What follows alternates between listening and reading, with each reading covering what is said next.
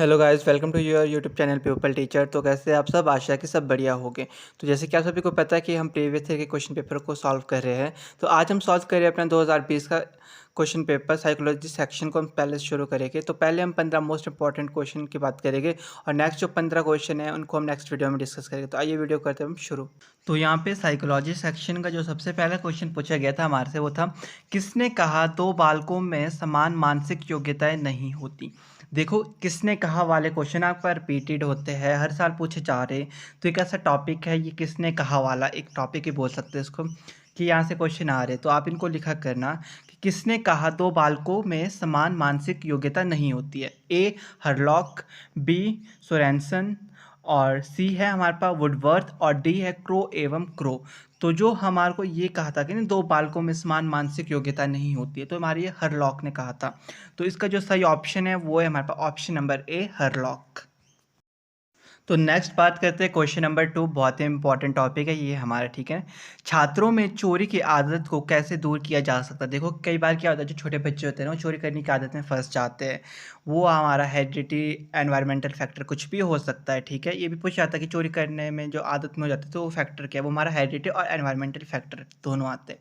और यहाँ पे पूछा गया था कि जो आदत है उसको हम दूर कैसे कर सकते हैं। ए है हमारे पास पारितोषिक देकर, बी है उदाहरण देकर, सी है ताड़ना देकर और डी है हमारे पास सजा देकर। देखो, जो ये सजा और ताड़ना देकर ये तो बिल्कुल ही नहीं हो सकता।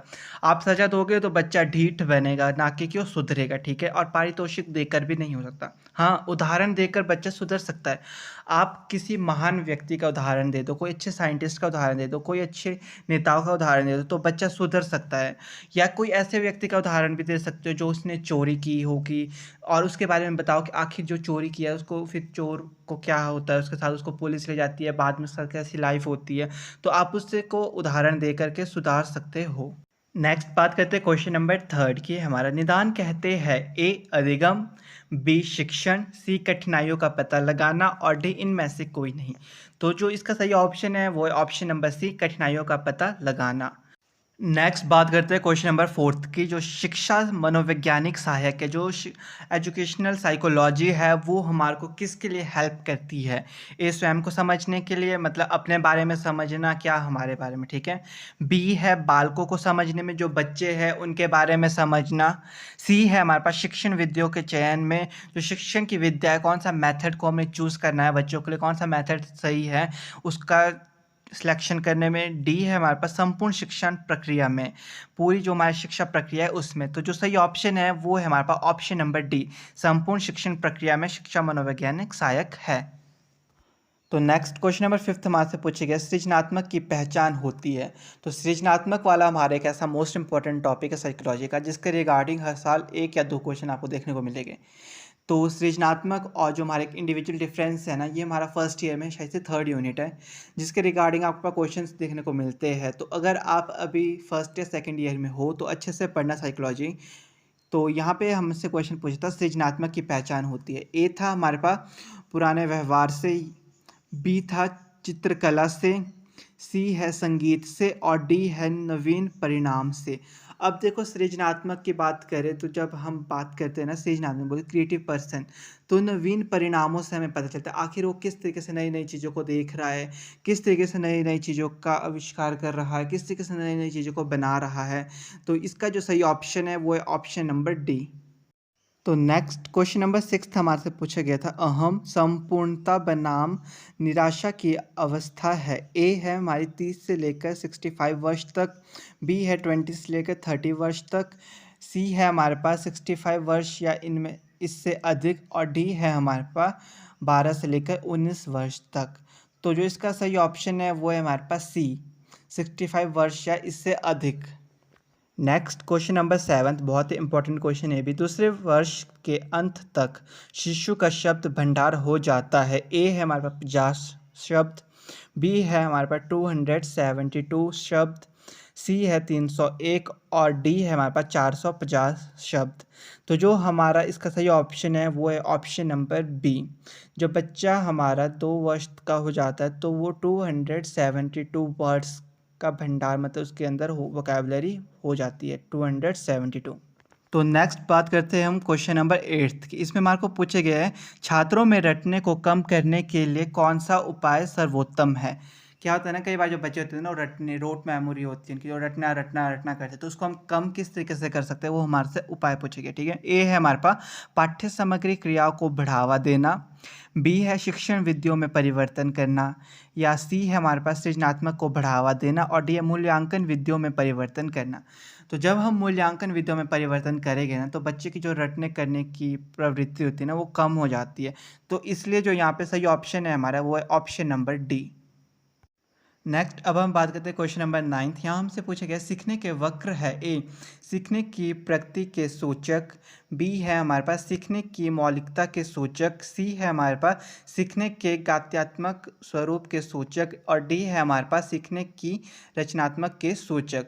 तो यहाँ पे जो हमारा सही ऑप्शन है वो है हमारे पास ऑप्शन नंबर ए, सीखने की प्रगति के सूचक।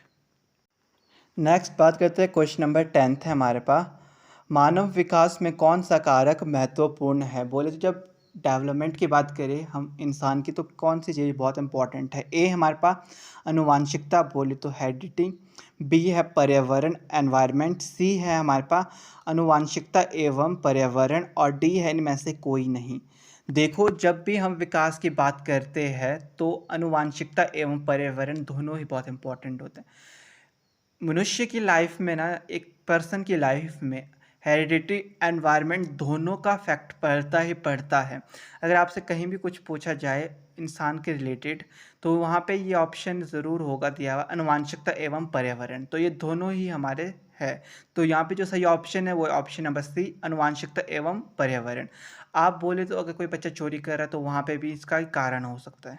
तो नेक्स्ट क्वेश्चन हमारे से पूछे गए हैं यहाँ पे, हमारे शरीर में गुणसूत्रों के कितने जोड़े होते हैं। ए 23, बी 25, सी 19, और डी है हमारे पास 17। तो इसका सही ऑप्शन है हमारे पास ऑप्शन नंबर ए 23।